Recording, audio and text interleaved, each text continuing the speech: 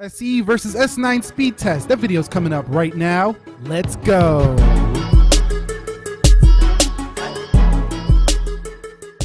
So what is up, guys? Nick here, helping you to master your technology. iPhone SE versus Samsung Galaxy S9 speed test. I'm sure you haven't seen this nowhere on YouTube. Let's go ahead and begin the boot up test in 3, 2, 1.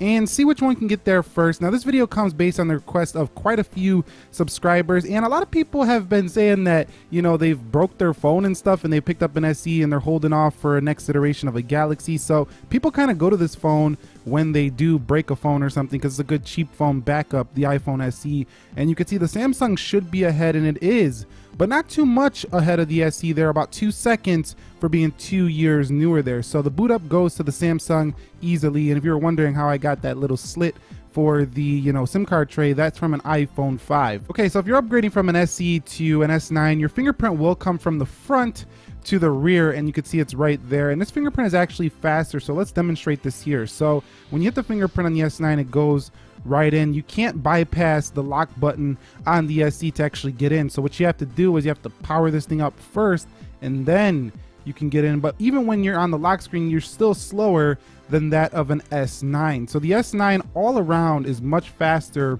when it comes to the first generation Touch ID on the SE. But one thing I did notice, I did this multiple times, is when you hit the power button, the SE actually shows the clock first. So if you're trying to check the time, you might see it a little faster unless you have always on display enabled for the S9. So 3, 2, 1, and you could see it's just a little bit quicker every time to show that time on the SE. So that's just something small that I noticed. But again, if you have always on display on, well, then that's pretty much doesn't matter for the S9 users. Okay, so before we go further, let's check the battery life. You can see 83% there for the iPhone SE. Let's go ahead and check it here for the S9, and you could see that one's at 79%.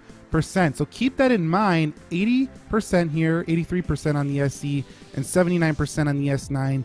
For when we hit the end of this video, we're going to recheck the battery. We're going straight through on this test to see which one drains more throughout these tests as well. Okay guys, so we have arrived at the application portion of the speed test. You can see everything is closed out. I have them in cases now because there was a slip fest before. I tried this 2 times before we were here. I'm going to do commentary because people said they didn't like the music last time. Let's go into calendar, and you can see that's first for the S9 coming home.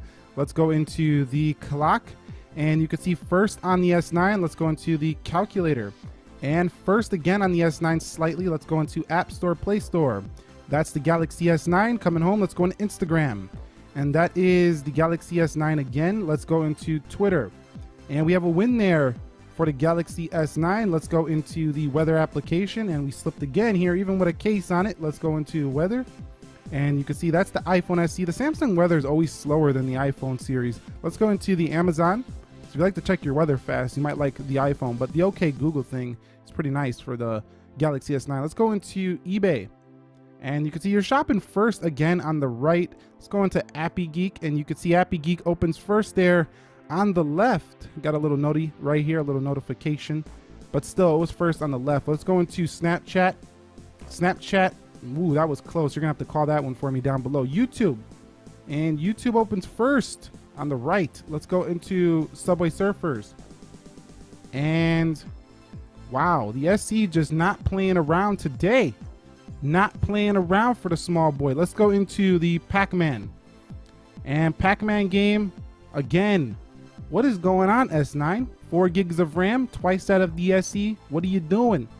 Snapdragon 845, what are you doing? Okay, so the SE takes down the S9 in both Subway Surfers and Pac-Man. Let's go into Dead Trigger 2. Graphically intensive game. Again, just bumped the camera. Again, iPhone SE taking down the S9. And you can see this is the SE again.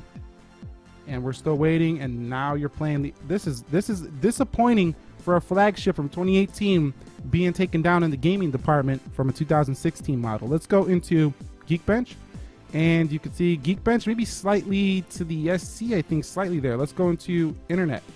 Samsung Internet, one of the most popular internet browsers on Android, opens first over the SC, and Adobe Clip.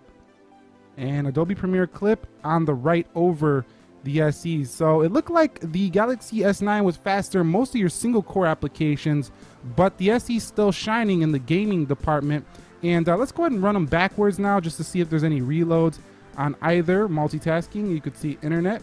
This is where the 4 gigs of RAM should help the S9. And going to dead trigger, still a little faster to load there on the SE on the multitasking. Let's go into the Pac-Man.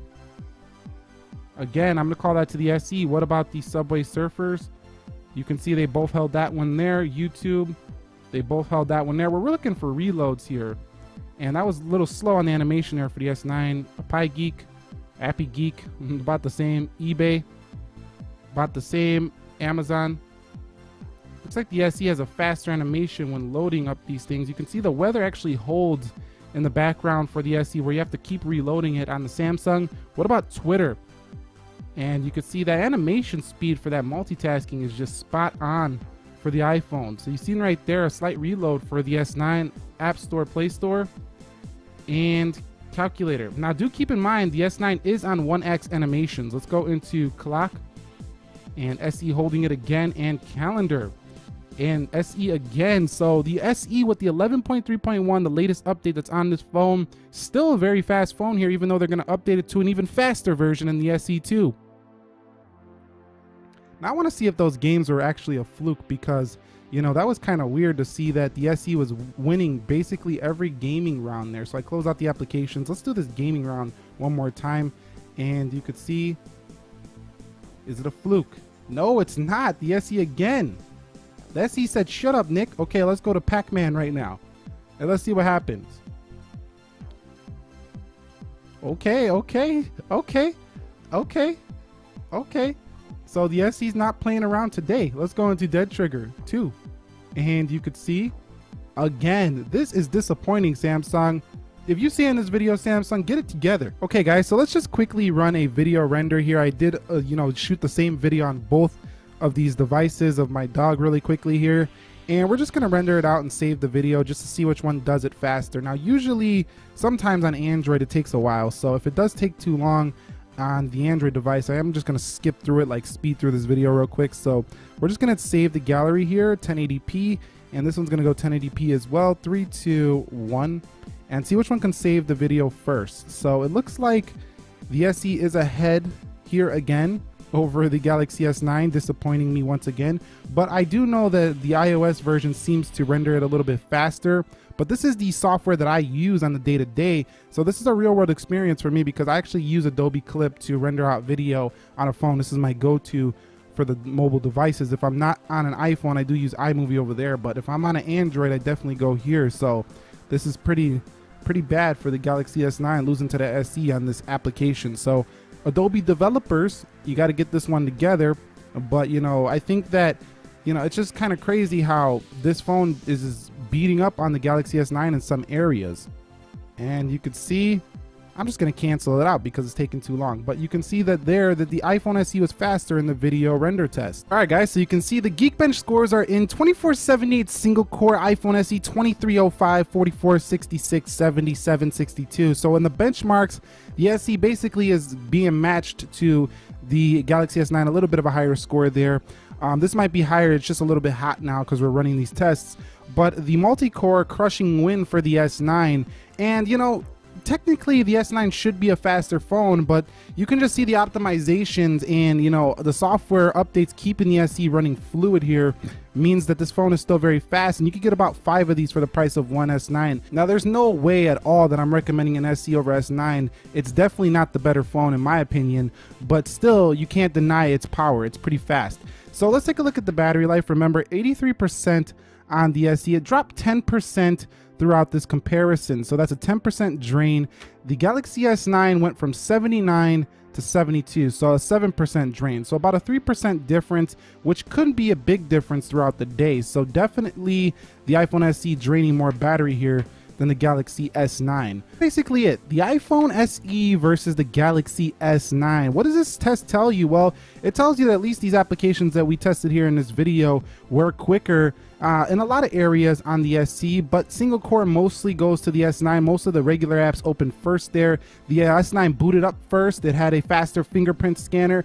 overall in the day-to-day, it feels a little bit faster because the animations are a little slicker, but the SE is still very powerful and won in a lot of areas, specifically in the gaming round is really where it showed its stuff. Battery drain is higher on the SE, but if you want to know which one to buy, I got many videos on both of these. Just type in whatever you need to know and type Nick after it in YouTube. You should find it. And if you haven't subscribed already, be sure to subscribe for more content like this. Nick here helping you to master your technology. Be sure to be well. I will catch you all in the next episode. Thank you very much for watching, and peace.